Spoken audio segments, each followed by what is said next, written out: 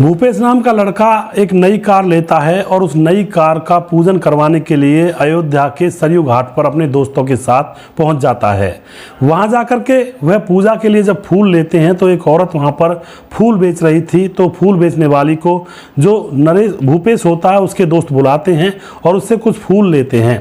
उसके 40 रुपया भी बकाया थे तो वह कह रहे होते हैं कि रुक जाओ, हमारा दोस्त आएगा भूपेश, उससे दिलवा देंगे। लेकिन दोस्तों भूपेश दूर गया हुआ था थोड़ा, तो वह वापस जब कार की तरफ आ रहा होता है तो वह जो फूल बेचने वाली महिला होती है वह उसकी तरफ देखती है और उसको देख करके वह महिला छुप जाती है। आखिर कौन तो वह महिला थी और क्यों वह छुप गई थी और क्या उससे भूपेश का संबंध था और उसके बाद इस घटना के अंदर क्या होता है, पूरी जानकारी यहाँ से लेंगे और इन चीज़ों से हमें घर गृहस्थी के बारे में बहुत कुछ जानने को मिलता है। और दोस्तों यह वीडियो मैं मेरे गोपाल यूट्यूब चैनल और मेरे गोपाल फेसबुक पेज पर डालने वाला हूँ। अगर आप लोग इसको यूट्यूब चैनल पर देख रहे हैं तो मेरे गोपाल यूट्यूब चैनल को सब्सक्राइब जरूर करते जाएं और अगर आप इसको फेसबुक मेरे गोपाल पर देख रहे हैं तो फेसबुक पेज मेरे गोपाल को फॉलो जरूर करते जाएं। नमस्कार, मैं हूं सुदेश कुमार और मेरे गोपाल चैनल में आपका स्वागत है। भूपेश नाम का लड़का जिसकी शादी थी, बड़े धूमधाम से उसकी शादी होती है। उसके घर में उसकी माँ है, उसकी बहन है और भूपेश का पिता है नहीं। भूपेश और उसका बड़ा भाई मेडिकल की दुकान चलाया करते हैं। तो एक लड़की जिसका नाम होता है सविता, उसके साथ बड़े धूमधाम से इनकी शादी थी। लेकिन दोस्तों सविता से शादी करने के लिए जैसे ही ये लोग बारात लेकर के उसके गांव में जाते हैं तो कोई बारात वाला या फिर कोई और थोड़ा बहुत ऊधम मचा देता है तो वहां पर गांव के अंदर बारात पिट जाती है, यानी कि उस गांव के लोग बारात को पीट देते हैं। लेकिन जैसे तैसे शादी हो जाती है और जो सविता होती है दुल्हन बन करके भूपेश के साथ उसके घर आ जाती है। उसके बाद दोस्तों 4 साल गुजर जाते हैं। अब 4 साल गुजरने के बाद जो पत्नी होती है सविता, अब वह कहीं चली जाती है। कहाँ चली जाती है इसके बारे में कहानी के बीच में खुलासा करूँगा। अब जैसा कि मैंने आपको स्टार्टिंग में बताया कि जो भूपेश होता है एक नई कार लेता है और नई कार लेकर के अपने दोस्तों के साथ अयोध्या चला जाता है उसकी पूजा करवाने के लिए सरयू घाट पर, और वहाँ पर फूल बेचने वाली से फूल लेता है। तो दोस्तों फूल देने वाली जो बेचने वाली होती है भूपेश को देखकर वह छुप जाती है और वो सारे दोस्त अब ढूंढते हैं कि वह महिला कहाँ गई। भूपेश भी कहता है किसको 40 रुपये देने हैं, क्योंकि उसके 40 रुपये बच गए थे। तो दोस्त कहते हैं कि वो पता नहीं कहाँ चली गई। उसके बाद ठीक है हम दे देंगे, बाद में आएगी। तो वह सारे लोग कपड़े उतार कर नदी में नहाने के लिए अंदर तक चले जाते हैं। लेकिन किनारे पर नहाने में उनको मज़ा नहीं आ रहा था, वह सारे लोग अंदर मेन धारा में जाने लगते हैं। इधर जो वह महिला थी सविता फूल बेचने वाली, उनको देख रही थी और उसके बाद वह एक बच्चे से कहती है कि अंदर मत जाओ, इनसे कहो वरना डूब जाओगे, बह जाओगे, ज़्यादा तेज धारा है। वह बच्चा जाकर उनसे कहता भी है लेकिन वह बच्चे की बात को इग्नोर कर देते हैं। उसके बाद भूपेश ज़्यादा ही कुछ आगे नदी की धारा में जाने लगा था तो एकदम से वह जो फूल बेचने वाली होती है वह एकदम से निकलती है और आधे घुटनों तक पानी में घुस करके भूपेश को आवाज़ लगाती है और कहती है कि भूपेश आगे मत जाओ वरना डूब जाओगे। अब यह बात जैसे ही भूपेश के कानों में पड़ती है तो भूपेश को यह आवाज़ सुनी सुनी सी लग रही थी। तो उसके बाद वह जब पलट कर देखता है तो सामने किनारे पर जो आवाज़ लगा रही थी वह तो उसकी पत्नी सविता थी, जिससे 4 साल पहले तलाक हो गया था। तो दोस्तों यहाँ पर तलाक की वजह से सविता अलग हो गई थी और नदी के किनारे अयोध्या में फूल बेचकर अपने भरण पोषण को किया करती थी। सविता के साथ उसका 18 साल का भाई भी था। अब तो भूपेश निकलता है और निकलने के बाद जब सविता को देखता है तो रोने लगता है। सविता भी उसको देखकर रोने लगती है। यार दोस्त जब यह ड्रामा देख रहे थे तो वह पूछते हैं भूपेश से कि आखिर मामला क्या है। तो वह बताता है कि यह मेरी पत्नी है जिससे मेरा 4 साल पहले तलाक हो गया था। उसके बाद यार दोस्त उन दोनों को होटल में ले जाते हैं, वहाँ जाकर खाना वगैरह खाया जाता है और उसके बाद जो यार दोस्त होते हैं वह सारा मांजरा भूपेश से पूछते हैं कि आखिर मामला क्या हुआ था। तो जो लड़की होती है सविता वह सारी बात को बताती है कि मैं जब शादी मेरी हुई थी तो मेरे गांव में जब भूपेश बारात लेकर आया था तो बारात की अनबन हो गई थी और मेरे गाँव में बारात को पीट दिया गया था।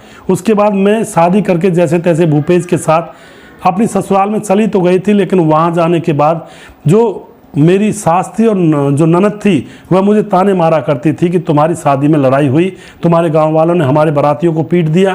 तो इस तरह के बुरे बुरे गंदे गंदे कमेंट किया करती और सविता का टिकना उन्होंने मुश्किल कर दिया था।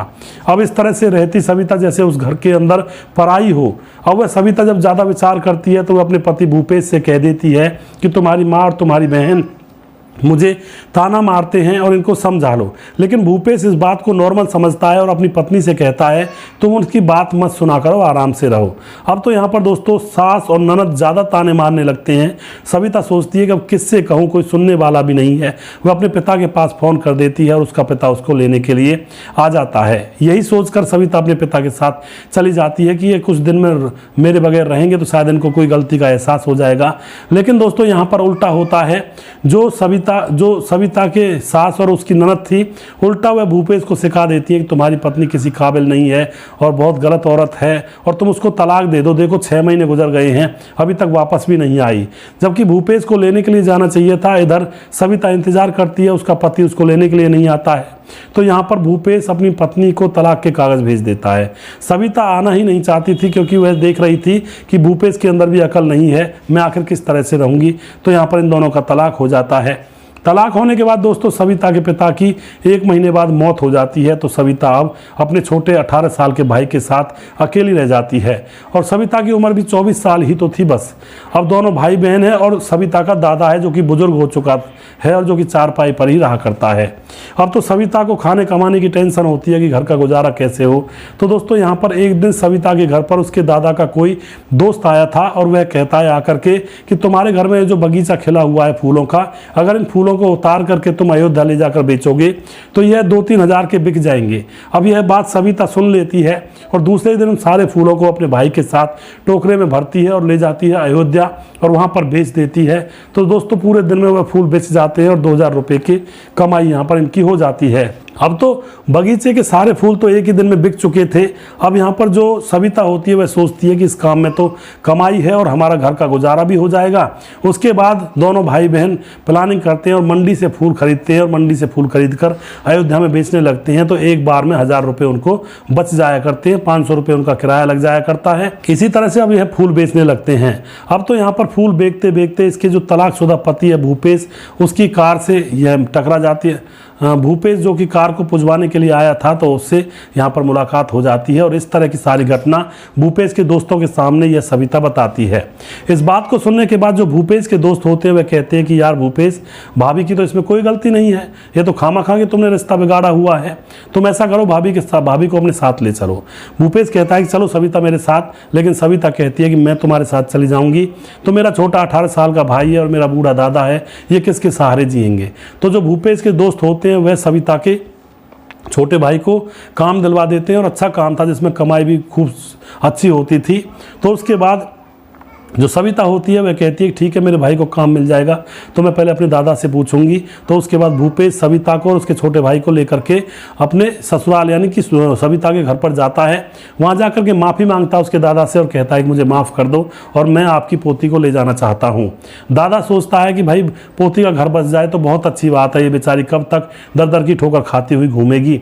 उसके बाद भूपेश दोबारा से अयोध्या में आता है और वहाँ आकर किसी मंदिर में अपनी पुरानी पत्नी सविता के साथ शादी कर लेता है और शादी होने के बाद अब यह अपनी पत्नी को लेकर अपने घर पहुंचता है और वहां जाकर के इसके सारे दोस्त भी थे और दोस्त थे जो इसकी माँ को और इसकी बहन को जाकर के अच्छी तरह समझाते हैं कि देखो ऐसा नहीं है, इसकी क्या गलती थी, शादी में अगर बारात की पिटाई हो गई थी तो ये बेचारी दर की ठोकर खाती हुई घूम रही है। सास के और ननद की भी अकल ठिकाने आ जाती है कि हमारे घर की बहू ऐसे फूल बेचती घूम रही है। तो दोस्तों अब वे चुप हो जाते हैं और बहू को एक्सेप्ट कर लेते हैं और अब भूपेश और सविता दोनों प्यार से रहते हैं, एक दूसरे की सुनते भी हैं, कोई परेशानी होती है उसको भी निपटाते हैं। तो इस तरह से इन दोनों का घर दोबारा से बस जाता है। तो दोस्तों आप क्या कहना चाहते हो? कई बार टूटे हुए रिश्ते दोबारा से संभल जाते हैं, लेकिन कई बार जुड़े हुए रिश्ते भी इतनी बुरी तरह से बिगड़ते हैं, हत्याएं हो जाती हैं, एक दूसरे के जानी दुश्मन बन जाते हैं। तो यह तो समय समय का फर्क होता है और परिस्थिति का फर्क होता है। यहाँ पर बिगड़ा हुआ घर 4 साल बाद दोबारा से बस गया, यह बहुत बड़ी अच्छी बात थी दोस्तों। तो आप जो भी कुछ कहना चाहते हैं अपनी राय कमेंट बॉक्स में लिख सकते हैं। और मैं यहाँ पर यही कहना चाहता हूँ कि अगर किसी से कोई गलती हो जाती है तो उसके लिए क्षमा मांगना कोई अपराध नहीं है। क्षमा मांगने से उस इंसान का सर और ज़्यादा ऊंचा हो जाया करता है। लेकिन कुछ लोग ऐसे होते हैं, गलती भी करते हैं और जीवन भर अपनी गलती की क्षमा माफ़ी भी नहीं मांगते हैं, तो लोगों की नज़रों में वह नीच कहलाते हैं दोस्तों। तो अपने आप से कोई गलती हो जाए तो उसकी अगर उसका भान हो जाता है कि आपके पास आपसे जो गलती हुई है उसका आपको पता लग जाता है कि आपने गलती की है, तो उसकी तुरंत क्षमा या माफ़ी मांग लें। इससे इंसान ऊपर होता है, उसका सर ऊंचा होता है। तो दोस्तों वीडियो के लास्ट में मैं यही कहना चाहूँगा कि हमारे जो ये वीडियोस है जो मैं डाल रहा हूँ, मेरे गोपाल फेसबुक पेज पर आएगा तो फेसबुक को फॉलो ज़रूर करिएगा, और यूट्यूब पर आप देख रहे हैं तो मेरे गोपाल यूट्यूब चैनल पर यह वीडियो आएगा। यूट्यूब चैनल को आप सब्सक्राइब ज़रूर करते जाएं, जिससे कि यह चैनल और आगे बढ़े और ऐसी ही कहानियाँ मैं आप लोगों के समक्ष लेकर आता रहूँ जो कि घर गृहस्थी को संभालने वाली होती हैं और सीख देने वाली होती हैं। अगला वीडियो बहुत जल्दी फिर से लेकर आऊँगा, तब तक आप खुश रहें, सावधान रहें। जय हिंद, जय भारत।